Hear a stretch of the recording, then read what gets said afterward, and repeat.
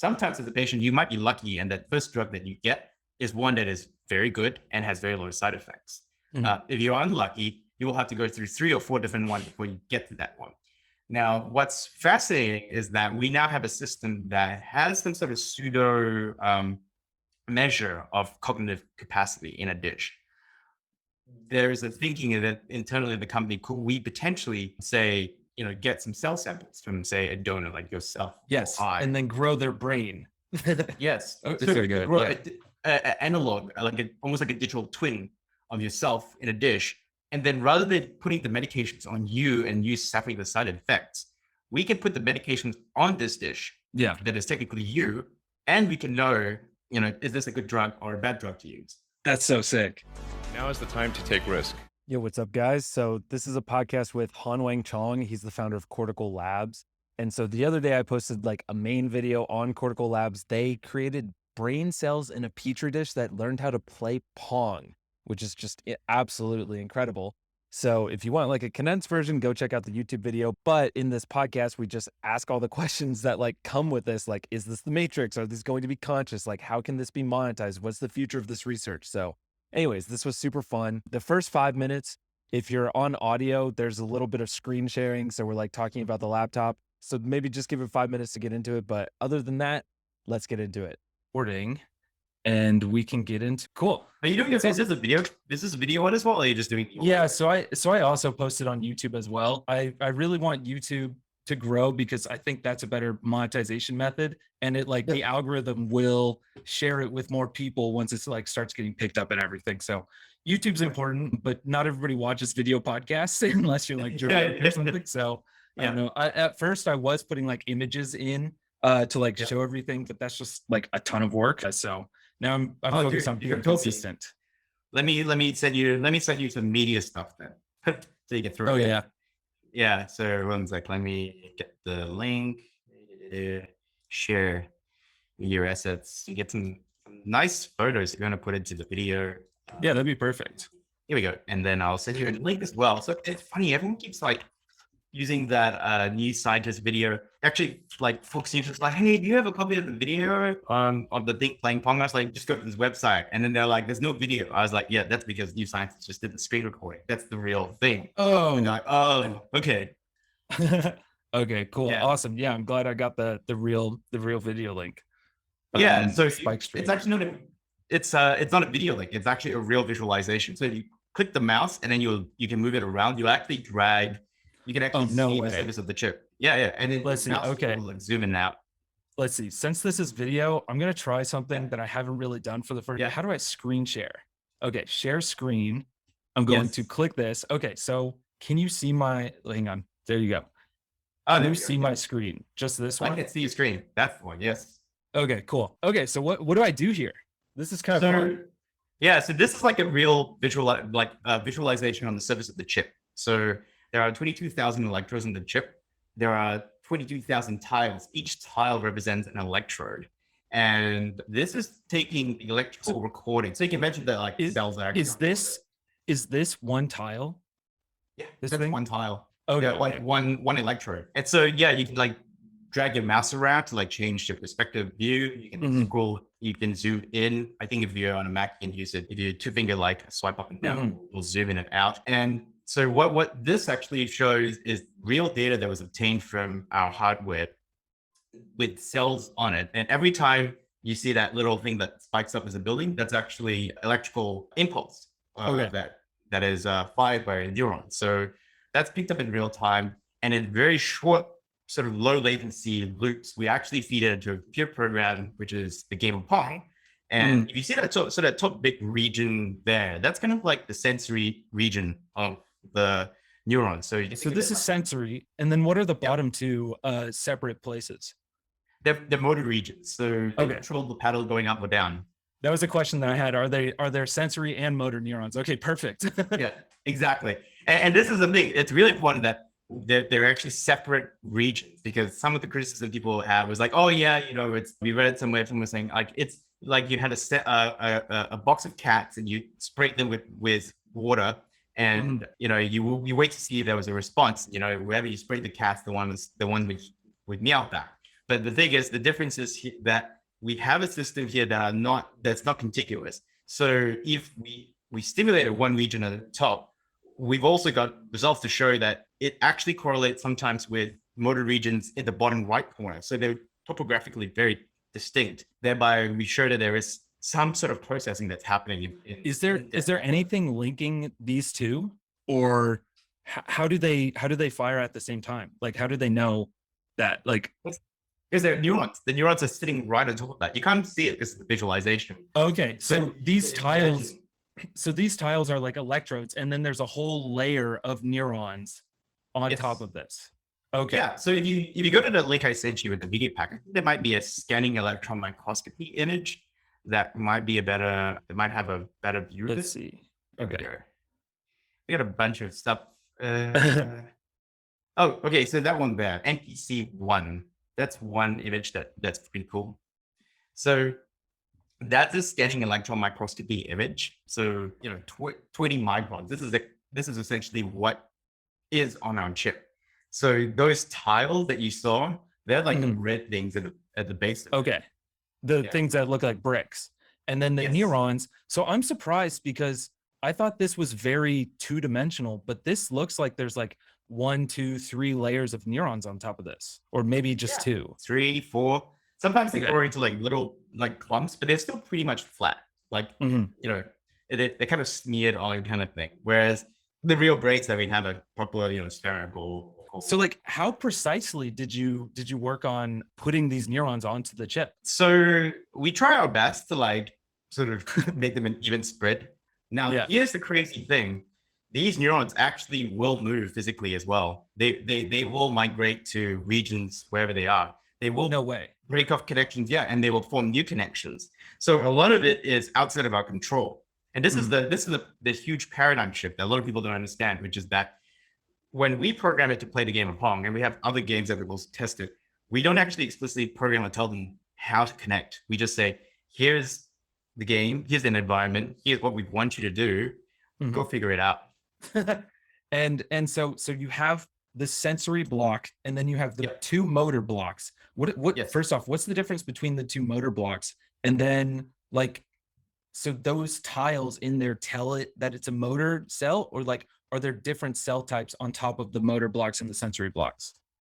Yeah, so the way you can think of it as, if you have that big sensory region, we say the position of where the ball is in relation to the paddle at any one time, we encode that as like, are you to the left or to the right of the paddle? So that gives it some information in the y-axis. You can think of it y-axis. And then we encode information of how far it is to the paddle in the x-axis using what's called rate coding. So it's like, warmer, you're getting close to the thing, or, that kind of a sort of encoding. So we use these 2 pieces of information to say, hey, where's the ball in relation to the paddle? And then we feed that to the neurons. And then with a very short amount of time, around like maybe 100 frames per second or so, like 100 hertz, we then query and say, hey, where do you want to go? Do you want to go up or do you want to go down? So we look at what we do is we look at the activity in the motor regions, and the motor regions, encode for the power to go up or go down. And this is the key. No one's ever done this before, which is that we take the information of what the neurons want to do and we feed it back into the simulation.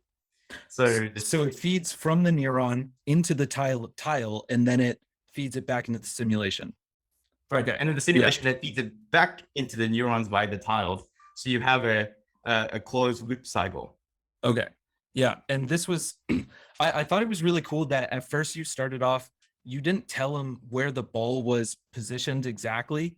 You kind of gave it like direction and momentum, I think, or like speed. And then you said, okay, here's the actual position of the ball. And then it did a lot better. So it was almost like giving it visual senses in a sense.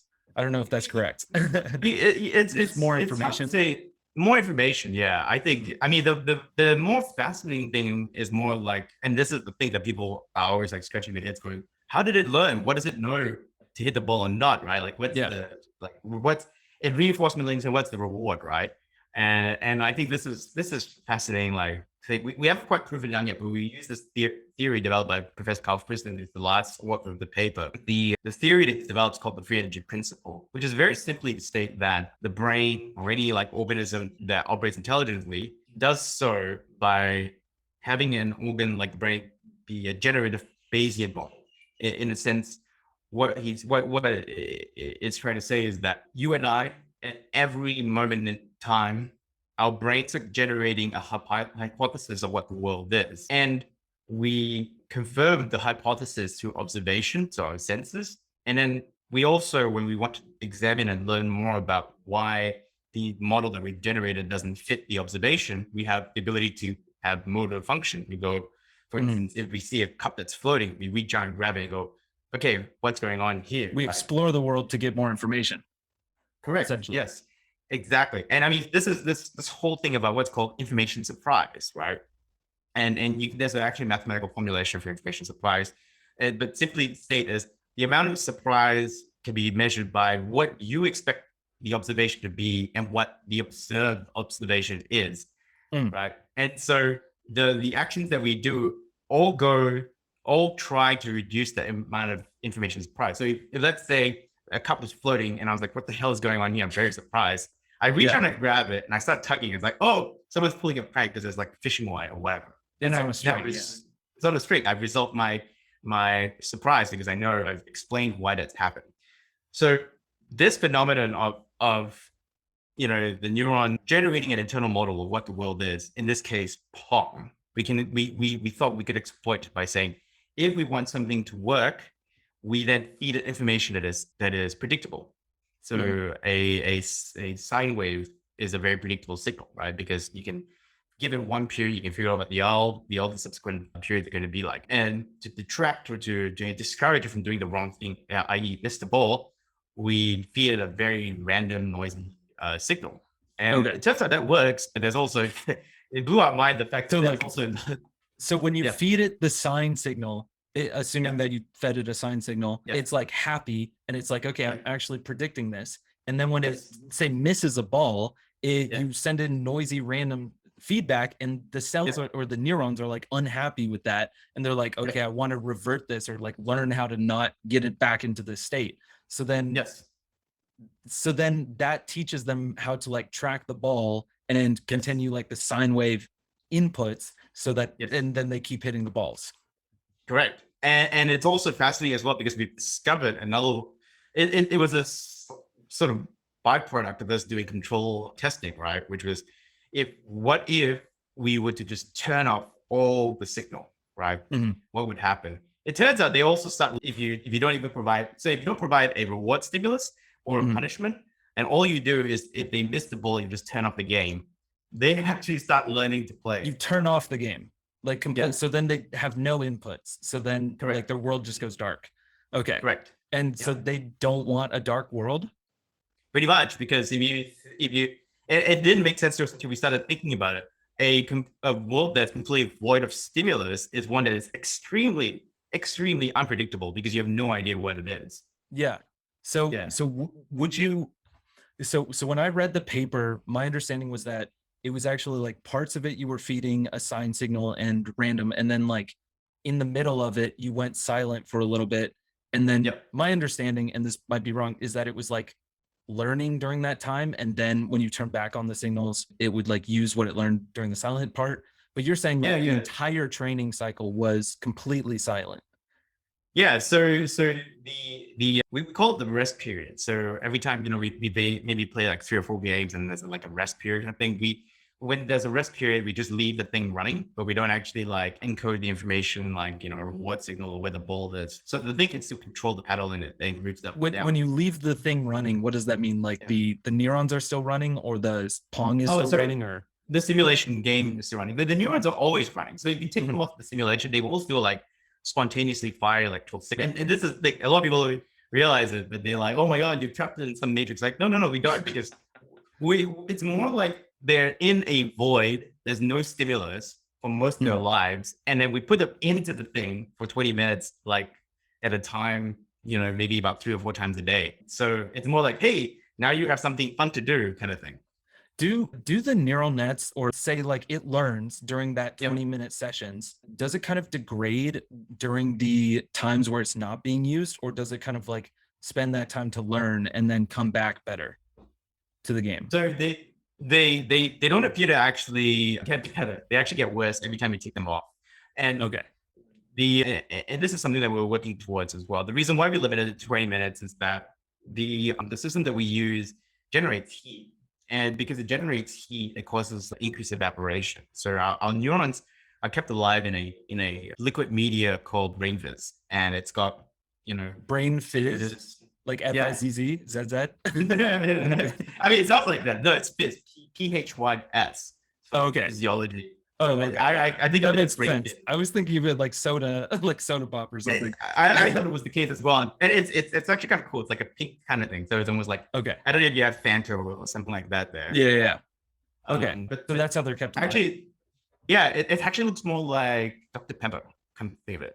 Anyway, so it's a media that we have to keep it alive. Now the problem is if you actually have too much evaporation, what it then causes is a change in what's called osmolarity. So the concentration of all the ions and the sugars get higher because there's less liquid, less water, so they become more concentrated. That becomes a very detrimental, has a lot of detrimental effects on the neurons. So we limit it 20 minutes in order to keep the cells alive and healthy. We're working on fusion circuit to sort of like fix that out for more long-term experiments. But when we put it back into the incubator and we put it back on, there doesn't seem to be much of an effect of like improvement in, it actually goes back to baseline. So It degrades. yeah, So it doesn't degrades. remember anything. No. Okay. Are you working on that? Do you see any like progress on how it can remember after you're done training it? Yeah, I think it's something that we are looking at, and particularly having a system that will just be able to just keep running and plugged in, I think is going to be key. I mean, the explanation we have is like, even when you go to sleep, your body is still receiving sensation, right? Like you still, get woken up if there's a loud noise. You don't have all your senses shut off. So Yeah. what we And you have start to do- dreaming to create some stimulation too.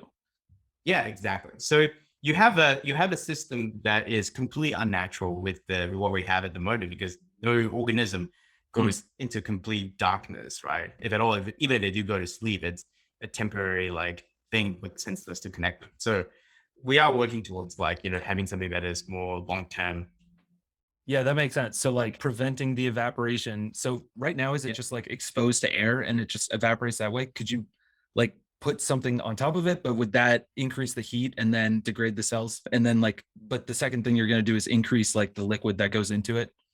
Yeah, so great questions. And most of the time, so we don't keep them in the open air. So this is the reason why, it's difficult to do this work, because you need like a proper laboratory setting. It has to be sterile. And these are neurons with their immune system. So, if you don't handle them properly, you could get fungal growth, you could get yeast infections, viruses can enter the thing. A true computer virus soon will happen. I'm sure you get that joke all the time.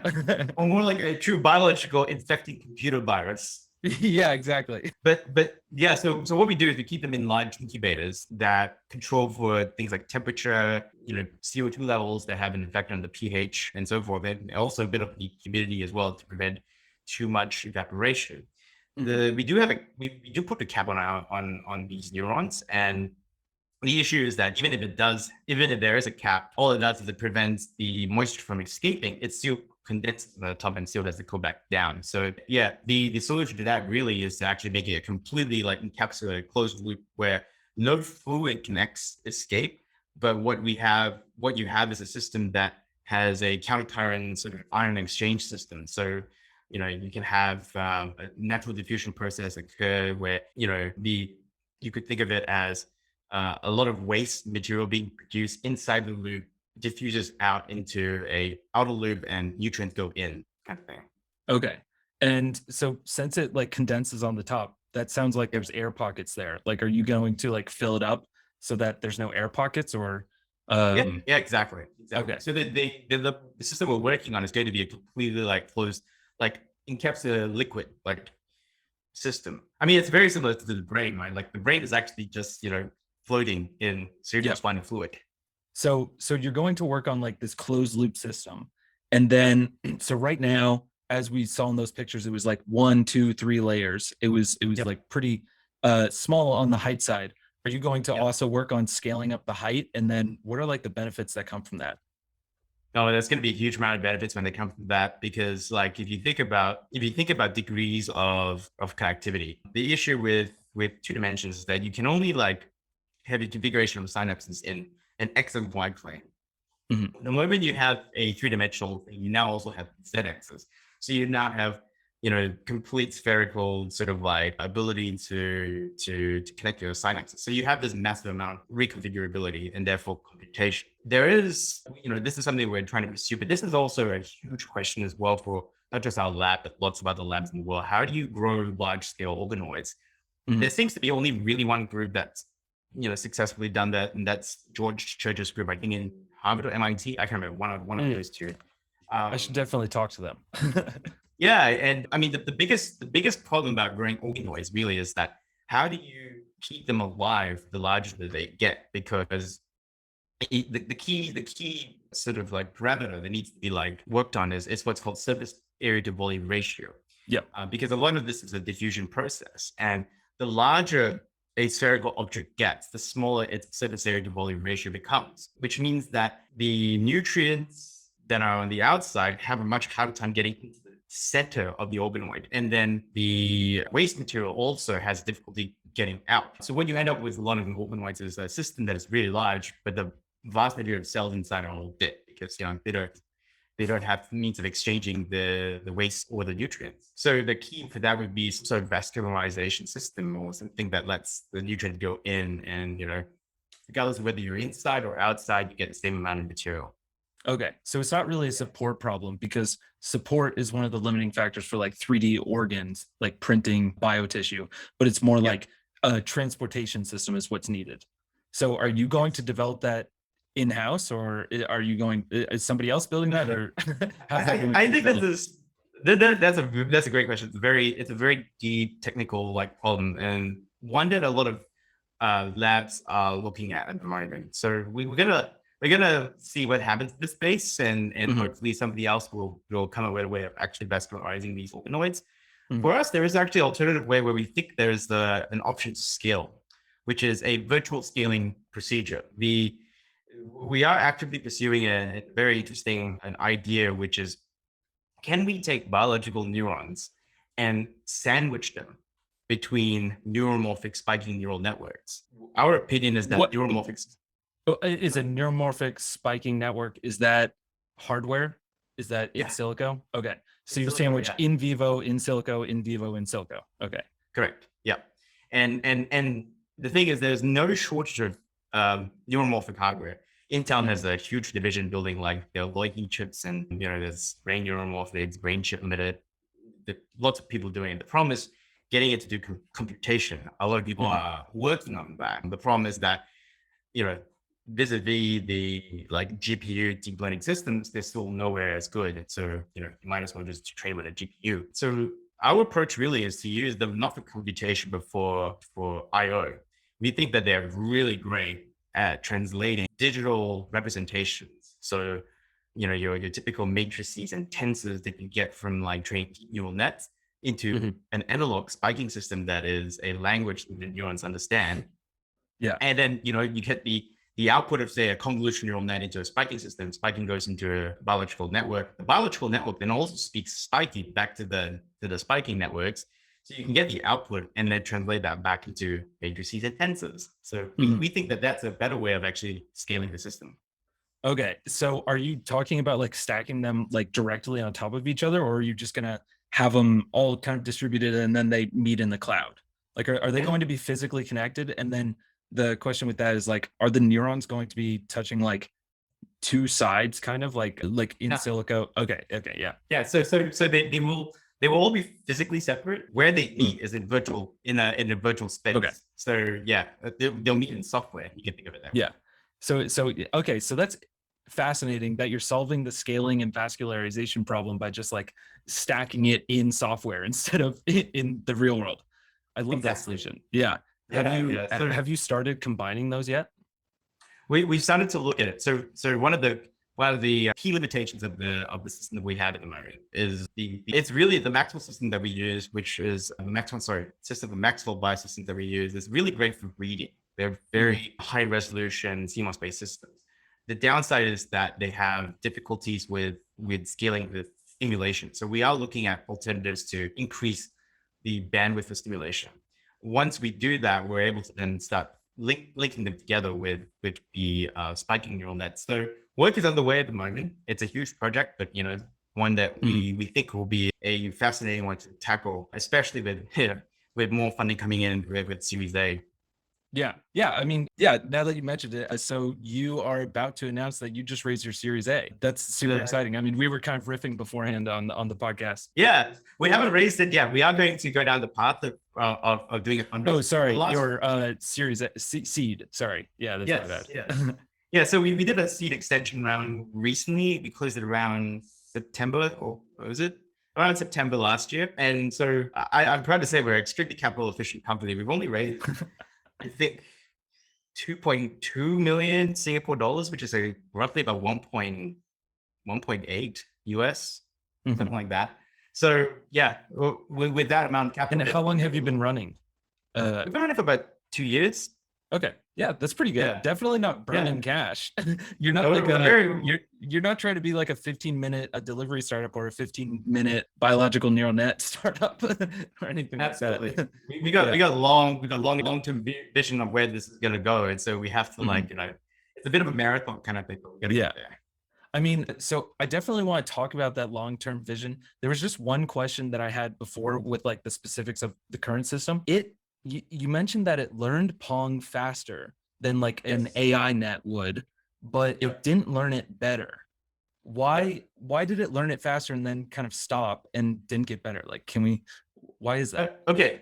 So this is still work that's undergoing, and there are lots of caveats in that. And I don't know, the news sites needed a clickbait article, so they just ran with it. But we have done internal benchmarks because there is a big question everyone asks: why would you do this when you can use a reinforcement learning system to do this kind of stuff? Like, AlphaGo is so good at defeating humans. Why would you bother with this? And the reason why we say that is that, the reason why we wanted to look into this was that a lot of the times it's an unfair comparison. The reason why I say it's unfair comparison is because a lot of reinforcement learning systems learn faster than real time. And so there are the two things essentially. So either they learn through data that's already been collected, so large data sets, and they can churn through like millions of samples per second, or B, they run in a simulation that's sped up 200 times faster than in real time. So you see those experiments with robotic arms doing the picking stuff, right? And then they're trained in reinforcement learning systems. They're running at 200 times the speed of like real time. And so it's perfect to do it in simulation, but once you put it into the real world and you change the parameters, it doesn't have 200 so like once that robot arm goes into real life, like it's actually not going to be able to learn fast enough to keep up with real time. Is that kind of what you're saying? Yeah. So you can pre-train it, and if it's a very static environment, perfect. Like it'll just operate as it was learning. But if you change its parameters, it will take 200 times the amount of real time to actually learn to do that stuff. Man. So that's the thing. So we said, look, let's do an apples to apples comparison. We will cap the reinforcement learning episodic cycles to be the same number as our biological system, and say, can the reinforcement learning system learn within 20 minutes of real time? Because the Pong game still has to take time for it to move around. And our early experiments using a very traditional architecture called DQN shows that that's not the case. I guess that's how it made it into the headlines. But we are working towards like formalizing this with other architectures. And so it said it learned faster but not better. So did the reinforcement learning still play better, even though I guess you gave it more than 20 minutes or? So if you remove all the parameters for, say, limiting the number of episodes, because a reinforcement learning system can learn 200 times speed or whatever. So let's say you give it a whole bunch of signals, and so it goes at the game, and it actually learns pretty fast. In like 5 minutes, it's able to like outperform most people, right? So that's the reason why I say it learns better, but not faster. Okay. Okay. By the way, I think your camera kind of went down a little bit. I don't know. Okay. So like so now that I asked that, what's the long-term vision that you were talking about? Yeah, I think the long-term vision really is one of sort of now, it's still an exploration phase before we can get the exploitation. So this is brand new technology. In the grand scheme of things, there's only one company, that's us, doing it. We'd love more people to come along and start experimenting in this space. The total capital raise is it's us, really. And so, we think that this has huge potential for like applications and scaling. And if you think about like more established emerging technologies, such as say quantum has received trillions of dollars of funding. Neuromorphic also, maybe not as much, but still a very significant sum of funding. We would like this to also, be a category for sort of exploration and funding. And also, in order to do that, there is this big hurdle of how do you get these neurons to work? And there's a big sort of like chasm between computer science and biology. So the way we're approaching this is we want to actually help bridge that chasm by abstracting away a lot of wetware component side. So the need to have a laboratory, the need to like keep the cells alive and healthy. We're going to be doing this in a laboratory setting, we can control. And then we're going to put these neurons in to the internet and have a cloud-based platform that people can start uploading experiments, environments to test hypotheses of what these things would be useful for, that we will run the experiments for them and, get the data back. So this is the most obvious example, and everybody says this, but it's AWS for neural computing, essentially. Correct. AWS to begin with, but that's because, there's a lot of work that needs to be done in order to bring these out of the laboratory setting. But we do believe that one day these things will be, ubiquitous. They'd be, in your garage, plugged in, and, perfusion circuit running to keep them alive. We think that this could be in like, mid-tries and put into robots kind of thing. So to begin with, we think that let's centralize this stuff and make it in a cloud thing.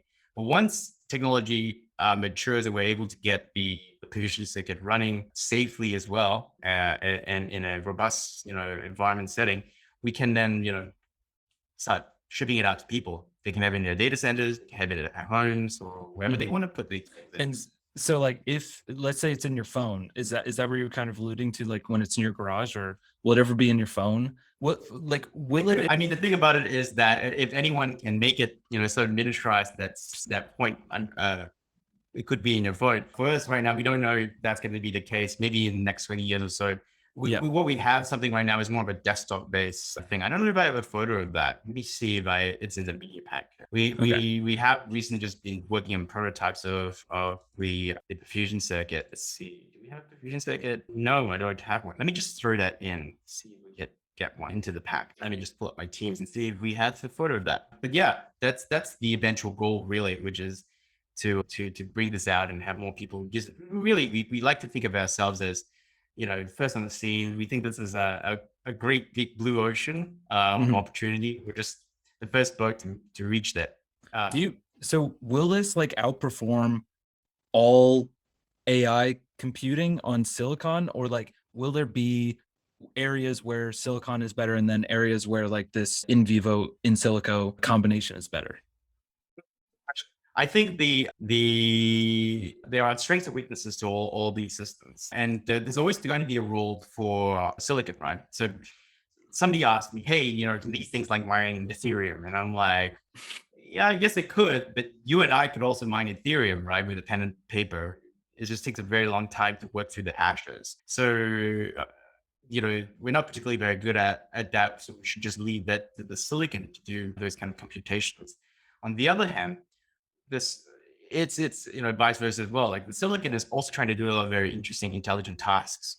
Like we've seen some pretty amazing breakthroughs with convolutional neural nets and large transformer language models. Like so, I think those are silicon systems trying to do their best to like bridge the intelligence gap. We think that what's going to be the future is specific systems that will be built for specific use cases. So like, why force the silicon to do something that it's not particularly like suited for? We can just use a biological system that is, well suited for this kind of stochastic, random environment kind of fast learning system. And I'd use the silicon for a very deterministic, high precision kind of calculation, merge those two together.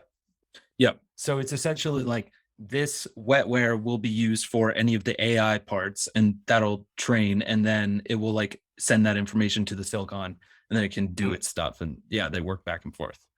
Yeah, exactly. I mean, for instance, if you wanted to pair it with an IR camera, you could do it, right? Just put an IR camera in front of a convolutional net and then put the neurons on top of it.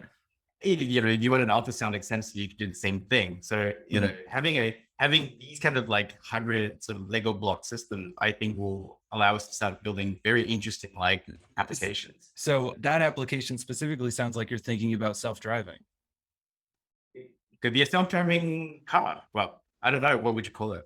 Self-driving carriage? A thinking car? I don't know. Well, not a thinking car.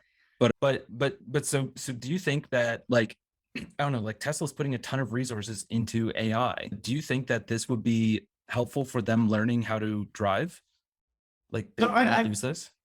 perhaps it's very hard to say. I think what it is. As far as I know, a lot of current self-driving car systems actually don't really use much AI. It's still very much rules based. Some of the vision stuff might be AI based, but to determine whether you stop at a stop sign or like whatever, these are all hard-coded rules that is in the system. So there's not much reinforcement learning that's happening in that space yet. So we'll have to see. It could be an application, but this is the reason why I think having a platform where we focus primarily on making the neurons work well and opening it up to research and developers in other fields is going to yield the most amount of benefit. Mm-hmm.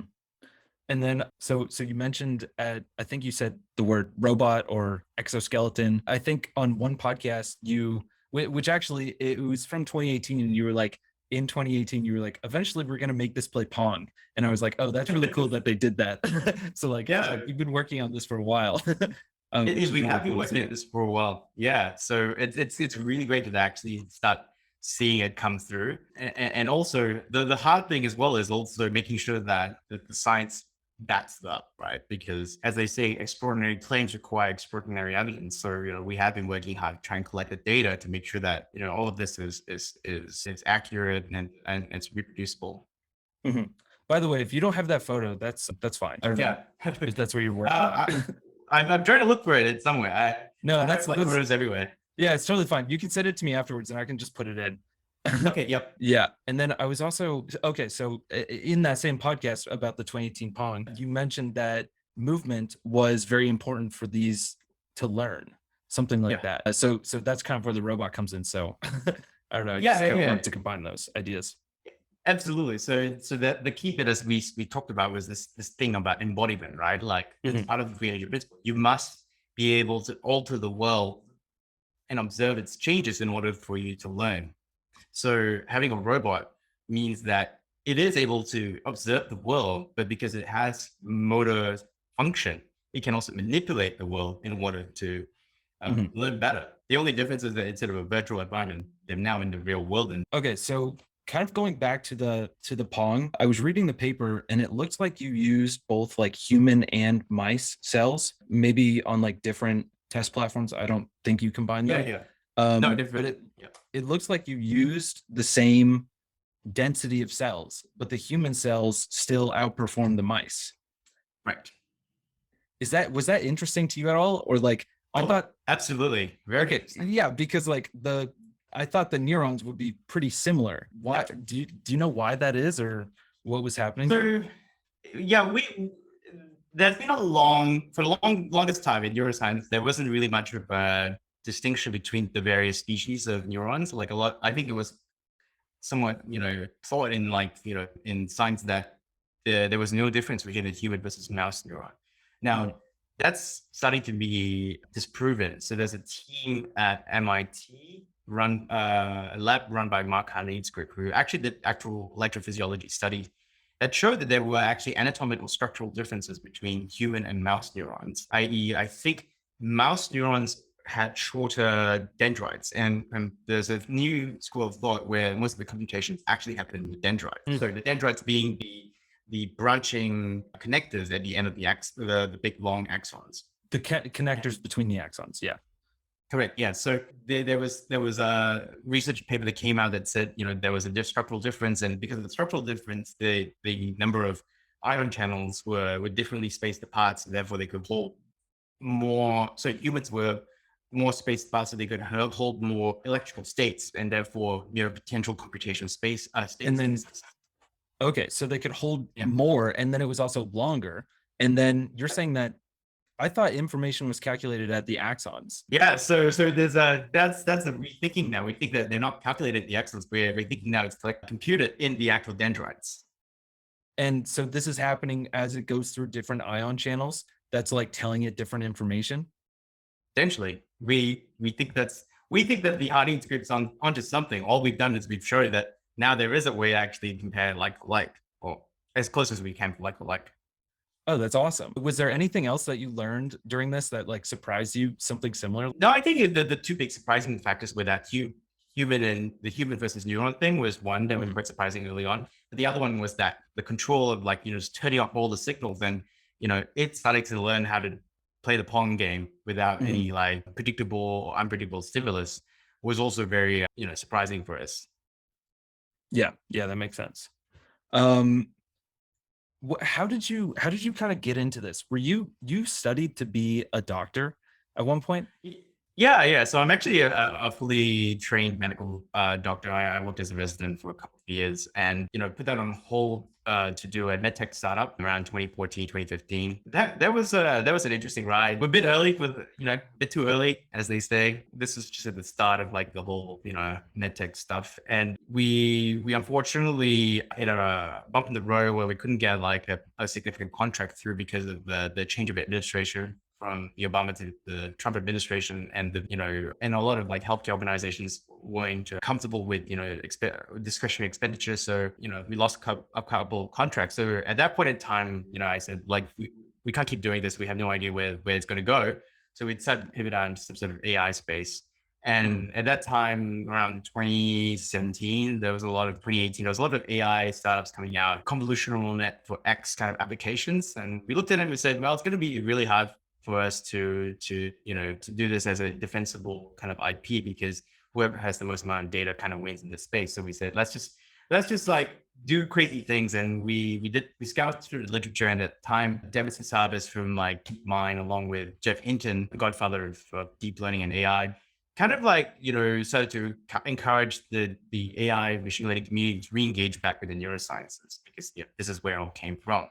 And we took that to heart. We actually just, contacted the neuroscience laboratory here in Melbourne. It's like, hey, what's going on in this space? How did we get involved? And, we started to learn some very interesting stuff that was coming out of Japan. And we said, hey, this is something that could be really big if the right strategy was applied to it, the right resources allocated, sometimes you just see a couple of things and you have a bit of a vision. You just, So then you just went out and raised that money and then started doing this. And then a few years later, you have this. Maybe exactly. 2 years later, you have this Pong. Okay. Exactly. It is a bit of a wild ride, because like, people like, wait a minute, what? You're doing brains in a dish that play Pong? That's crazy. You're like, yeah, it is. I mean, it sounds linear when you're kind of telling it like, oh yeah, I was a doctor, and then I did a med tech startup, and then I, found brains in a dish, and I thought that was cool. And, but it's totally not. Like, that process is not easy to like come to that conclusion.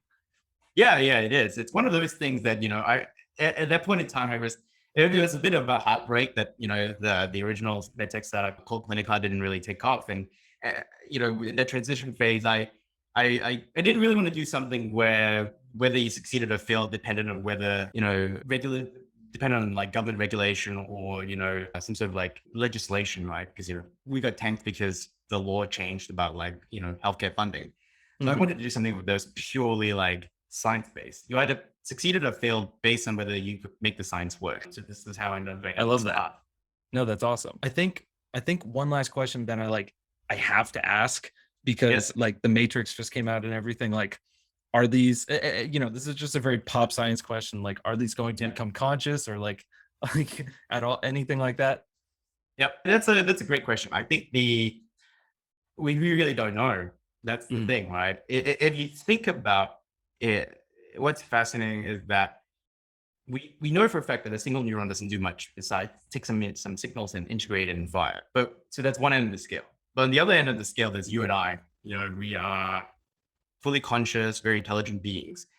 But there is a path that scales from single neuron neural networks, organoids, and clusters of organoids that turn into a brain. The question is at what stage does this intelligence Thing becomes conscious. emerge? Yeah. Yeah, we don't know. I'm pretty certain ours isn't at the moment, because if you think about it, it has so few neurons. It's a flat two-dimensional plane thing. Nothing really in nature kind of exists. This is completely synthetic. I think the closest analog is what's called the hydra, which is a more primitive version of a jellyfish. So I don't think that they are, but there are, there's a school of thought called panpsychism that, people believe that even a thermostat is conscious because it's able to respond to its environment and so forth. So I think it's a fascinating question whether they are conscious or not, and it's one that I think we as an industry have to sort of grapple with and come up with ethical standards and guidelines if we are going to go down this path. Last thing we want to do is create systems that can experience pain and suffering, right? We want to make sure that these things, if they do any computation, are doing it in a sound and good environment. Yeah, getting enough dopamine. Being happy doing it. I mean, here's the thing: it's like there are millions of cells out there in dishes at the moment that are being used for like drug experiments, right? And so, what does it mean for these cells? Maybe they are better off if we put them into a game world. That's actually a great question. So this like brain dish will also help us test how the brain responds under different drugs. What interests you about that? Like, I mean, that's just interesting, but like, is there anything in particular that you want to study with that? Absolutely. That's like a huge avenue of research. So, being a medical doctor, I have a fair share of experience doing neurology, and actually it's fascinating. So a lot of the medications that affect the CNS, the central nervous system, things like anti-epileptics or antipsychotics or even antidepressants, right? There are so many different and it's very hard to know which one works best for a person. So the typical workflow is that as a anti-epileptologist, you kind of have a favorite kind of drug, and you try that one first on the person, and it's not a problem at all, because they're all equally very equivalent. It's almost a 1/3 or 1/4 chance that it's going to work straight off the bat. Sometimes as a patient, you might be lucky, and that first drug that you get is one that is very good and has very low side effects. If you're unlucky, you will have to go through 3 or 4 different ones before you get to that one. Now, what's fascinating is that we now have a system that has some sort of pseudo measure of cognitive capacity in a dish. There's a thinking that internally in the company, could we potentially say, get some cell samples from, say, a donor like yourself? Yes, and then grow their brain. Yes, that's very good. Analog, almost like a digital twin of yourself in a dish. And then rather than putting the medications on you and you suffering the side effects, we can put the medications on this dish that is technically you, and we can know, is this a good drug or a bad drug to use? That's so sick. What would the response be for like antidepressants? Like if you work well with antidepressants, what would that look like? We don't know. Yeah, we don't know. It's a huge open question. Like, we'll need to come up with a disease model firstly that says, what we see in this environment is representative of depression or any other sort of disease. Maybe it doesn't want to play Pong. Maybe just gives them like don't care. First game. It's like, well, we'll just let it miss kind of thing. Exactly. I think it's more interesting, for instance, let's say epilepsy, right? Which is a lot of the drugs will cause depressive symptoms. They make people very sluggish, low. They call it brain fog. What we really want to know, is there a drug that will A, stop people from getting seizures, and B, not cause brain fog? And I think that is fascinating avenue, right? For instance, if we can actually try it in our system like this and save people 18, 24 months of trial and error, it's going to be a huge win. Yeah, that's insane. Like, do you think that this could also help us with performance enhancement? Like, okay, now this brain can learn faster with this drug, so we should give it to people maybe if there's no side effects. Possibly. I mean, the other very interesting question as well is that we know that from a lot of twin studies that personal preferences are shared between twins, even though they've been separated at birth. And so there's a question as well of, if you had a digital twin analog in a dish, will it also share your depression? Or will it also be depressed? Okay. I mean, beyond the let's say the healthy cells and you're a healthy person, will they share your likes and dislikes? Mhm. right? Your preference option. So could it also be that you could have a system that, pie in the sky ideas, you have something that is close to you, and then you say, I'm too busy to go check 5 different homes at the moment. Why don't you go check out the 5 different virtual clients and tell me which one you like? Because the one that you like is likely going to be the one that I like as well. That's insane. That's crazy. That's really cool. And then instead of having Siri, I can just have, NASJAQ in my phone. And like talk to him. Yeah, exactly. I mean, how many times have you wanted to like talk to yourself about stuff like, hey, Yeah. man, what do you think about this? And then, you can like walk through things, or, be like, I don't have time to like do this. Can you help me out with this stuff? And you know that it's going to do as well as you do. Yeah. Or if you want somebody better, you could subscribe to a better person. exactly. Yeah, Yeah. they have a great brain. Hey, your brain has good reviews. Yeah, exactly. Would you like to be my buddy, my, wigman kind of thing? Yeah. It'll be like Brelt, like Brain Yelp. Or- yeah, I don't know. I don't know what Yeah. that name would be. Yeah, that's fascinating. Is that, I mean, I guess you could make revenue from that. Yeah, I don't know. That's just way too far out to even like start thinking about, I think. Yeah, That's I really think cool.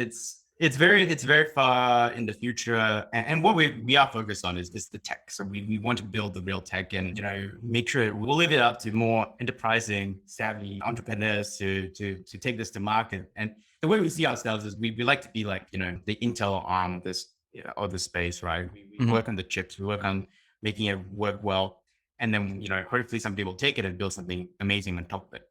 Mhm. And so actually this is, some people are trying to like create artificial intelligence like versions of themselves, like kind of similar for an Yep. assistant kind of thing. Do you think that synthetic biological intelligence will occur before, true artificial intelligence, or like, do you have an opinion on that race? Oh, I think it will happen before, right? Because I think artificial generalized intelligence has a very big umbrella, and it Mhm. could be take many different forms. Synthetic biological intelligence is probably just one of those forms. Now, the reason why I say we'll get there before is because we don't really know if it is possible at all to even just simulate like general intelligence in a silicon system. Mhm. On the other hand, with synthetic biological intelligence, we already have an analog that we know works that's in a generally intelligent system, which is, the human brain. Yeah. Even an adult brain for that matter, right? Like Jan LeCun actually said, despite all our advances in, language models and CNNs, like a dog still outperforms deep learning model or AI deep learning model. It's so Yep. many like generalizable tasks. And he's like, we need to stop thinking about like human level intelligence and just thinking about, can we even replicate the dog level intelligence? Mhm. Yeah, that makes sense. Yeah, I Mhm. mean, yeah. Was there? I don't really have a follow up to that, but is there anything else that I should have asked you? No, I think that you've done a really great job covering everything. Okay, cool. Where should people find you? So, our website is available at Cortical Labs and CC Labs, so corticallabs.com or cclabs.ai. We are on Twitter. We're responsive on Twitter. We love memes. So send us stuff and we'll like them. Yeah. I think, LinkedIn and Twitter are probably the two main channels. We don't really do much on Facebook. Some people like messages on that stuff, but it's kind of No, like, no. Twitter's the best place to be, in my opinion. Right, yeah. For sure. Yeah. Easily. Twitter is great. We're on Reddit as well. So, we'll sometimes like stuff in comment on things as well. But yeah, we're very, very tapped into that community. We love /r/futurology. So if anyone's on that, we really love the post that came out recently. But yeah, Yeah, if somebody wants to repost this podcast. Yeah, absolutely. So it doesn't look like either of us are shilling it. Yeah. And the other thing as well, which is great, one avenue that we are really going to push hard for are developers. So we have a GitHub account, so Cortical Lab, github.com cortical-labs, where we are going to be pursuing a open source strategy as well. So a lot of the source code will be available in the coming months for train the system to play Pong that we have. So we want to make sure that the code is available. We'll also, in the coming months, make our data available as well for anyone to actually look into it. It's our policy that we want to get people on board. We want them to clone the repos. We want them to like modify the code and experiment with this kind of stuff. Mhm. Cool. And then one last thing, like, this Pong experiment kind of went viral. What's your next experiment that you think, or that you're excited for? So I think the next ones, they're still going to be very simple games as well. So we're working on a Chrome jumpy dinosaur game, And you know, anecdotally, it's fascinating because what we observed, and this is very new. We didn't really have much time to experiment with this because we had to like finalize the data for the Pong experiment. But we tried the Chrome Jumpy Dinosaur game on the Pong, on a culture that had learned how to play Pong. It didn't play very well the first go, but the second and third subsequent goals, it was able to jump, you know, 10 and then subsequently 20 or 30 like obstacles. And what was fascinating about that was this was a cell culture that had initially learned how to play Pong, but we didn't do anything to it except change the parameters for the input and the output and the reward stimulus. And it rewired and reprogrammed itself in order to play Jumpy Dinosaur. So this was How quickly did it rewire? I think it took maybe about 2 hours or 3 hours. That's pretty good. Yeah. And no programmer involved in that. So that I thought was a huge paradigm shift. The fact that, you know, this is a self-rewiring, self-programming chip. Yeah. That's really cool. Do you think there's ways that you could speed that? Potentially. I mean, maybe just keeping it in the system rather than taking it out and having it rest and put it back in again might speed it up. But, you know, the fact that I thought that there was no explicit human like intervention besides just changing the environment was pretty cool. So No, that's Jumpy fascinating. Dinosaurs, Jumpy Dinosaur is one that we're working on, and then we're also looking at a target sort of like or chase kind of thing, like a duck hunt kind of game, and it's all really to lead up to the penultimate, which is, you know, everyone's been asking, can it play Doom? And No way. that is, yeah, we really eternally want to make it play Doom. Doom is really hard, so you know, all these things are just working towards that eventual goal. Okay, so then it'll be playing against. I haven't really played Doom, but it'll be playing against other people It'll be playing against the computer, I think, to begin with. at first. Okay. Yeah. So it'd be really cool if eventually like OpenAI's what did they play StarCraft? Their AI, and then you taught this StarCraft, and like you guys fought and like played against each other. That'd be fascinating. Or even have two cultures play against each other. That'd be very fascinating. Also, I remember that OpenAI spent like 1.8 million training their StarCraft, like to do it. And that's how much you raised, and you built this, and you played Pong and all this stuff. So it's just really magnitude's order of being cheaper. Oh yeah, absolutely. Yeah. Absolutely. I mean, it's you know, this is just a start. I think that's the most exciting thing for us and all, you know, for investors as well, right? Which is where could this go? We're just right at the beginning. So there's huge, you know, scope of growth and you know, expansion of this. Yeah. Well, I'm super excited. Whenever you do Dune or like another big thing, like you gotta come back on and talk about it. That'd be super fun. Absolutely. Okay, cool. Well, I appreciate your time. Thanks so much.